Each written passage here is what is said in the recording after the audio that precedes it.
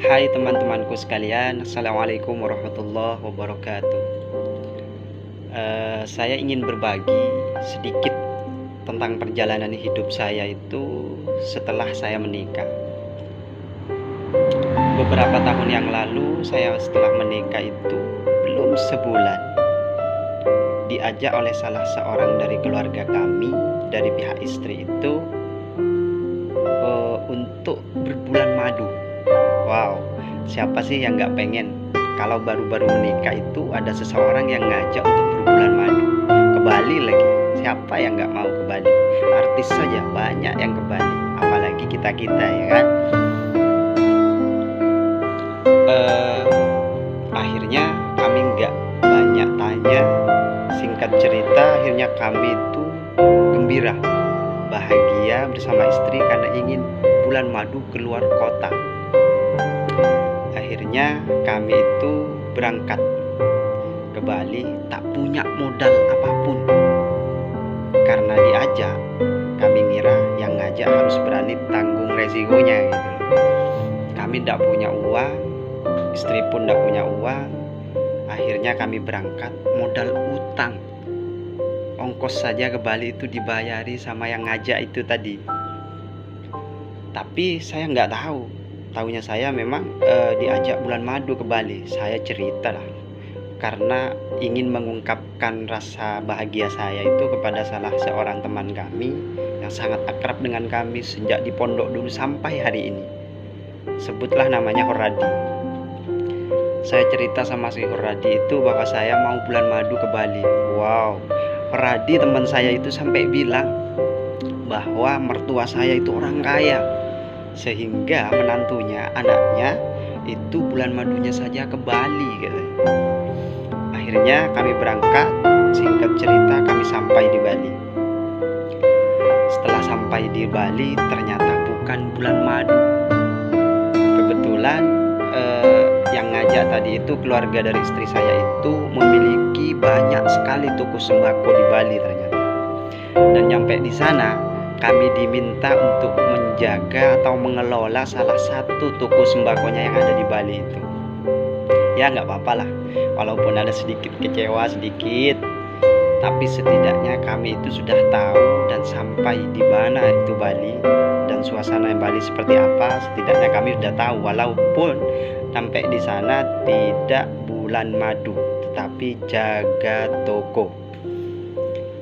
Akhirnya kami mulai bekerja setelah diajari begini-begini caranya, disampaikan cara kulaan ke grosiran begini, cara ngejualnya begini, manajemennya begini, keuangannya begini, dan seterusnya. Akhirnya setelah jalan sekitar 2 bulan, nampaknya sih, mungkin kami kepedean, bos kami itu percaya sepenuhnya kepada kami. Mulai dari sifat kejujuran kami yang memang itu ditanamkan sejak dini oleh orang tua kami, diajarkan dimanapun kamu berada kamu harus punya sifat jujur. Itulah salah satu pesan dari orang tua kami. Nampaknya bos kami itu cocok dengan cara kami kerja, dengan sifat jujur kami. Alhamdulillah pada saat itu.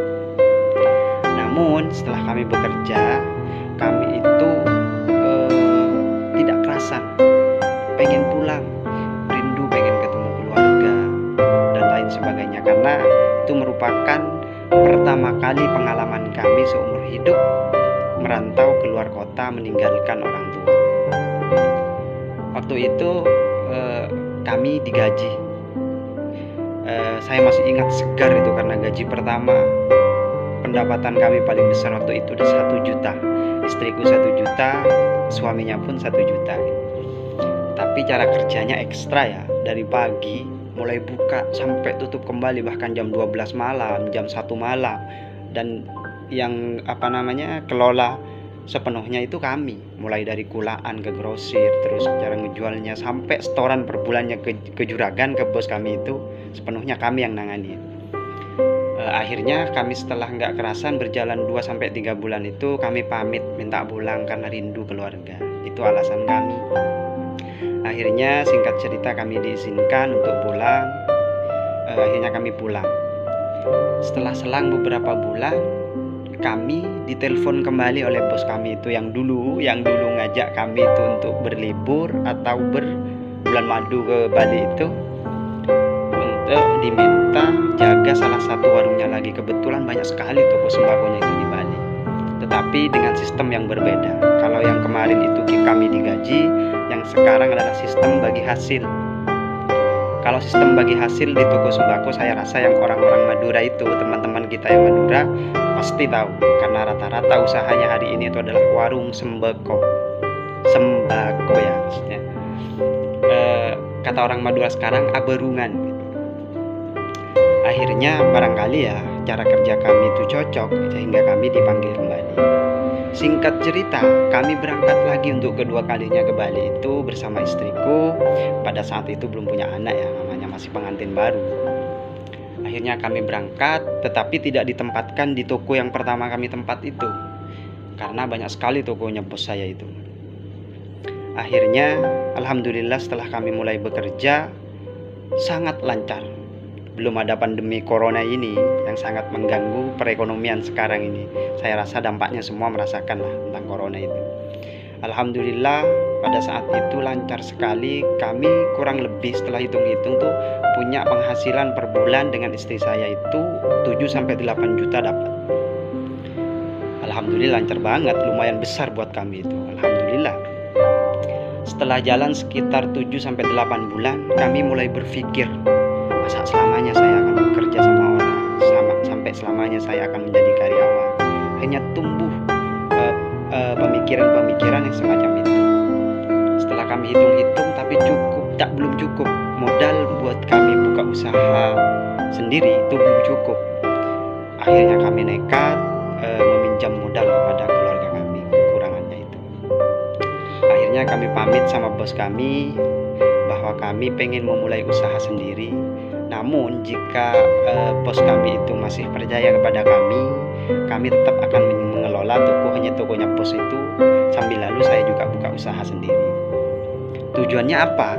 Kalau misalkan saya itu yang membuka usaha sendiri itu nggak jalan, andai kata nggak jalan, dari hasil saya kerja di tempat bos itu, hasilnya akan saya jadiin untuk membayar hutang-hutang yang andai kata itu usaha saya nggak jalan gitu maksud saya. Tapi alhamdulillah dua-duanya jalan. Yang saya buka usaha sendiri itu jalan, toko sendiri itu jalan, yang jaga di pos tambah lancar, dua-duanya jalan, alhamdulillah. Singkat cerita, setelah kami punya usaha sendiri, kebetulan waktu itu istri kami udah hamil yang pertama, kami udah bahagia mau punya anak, usaha juga udah punya. Pamit sama bos kami baik-baik, karena kami datangnya pun baik-baik, untuk berhenti bekerja dengan bos kami. Akhirnya dengan cara yang baik pula kami berhenti. Setelah itu singkat cerita kami pindah ke toko sendiri. Alhamdulillah semakin lancar. Sampai hari ini kami alhamdulillah sudah punya 3 toko sembako di Bali. Awal mula seperti yang saya sampaikan di awal tadi itu, jangankan modal usaha, ongkosnya pun masih ngutang, hanya bermodal tubuh dan baju. Sampai hari ini memiliki 3 toko sembako. Alhamdulillah sebelum corona tuh kami dapat pendapatan lumayan lah, 10-15 juta tuh kami dapat. Alhamdulillah, inilah sedikit pengalaman perjalanan hidup kami semenjak menikah sampai hari ini. Mungkin teman-teman punya pengalaman yang sama, bisa komen di bawah ini. Sekian, assalamualaikum warahmatullahi wabarakatuh.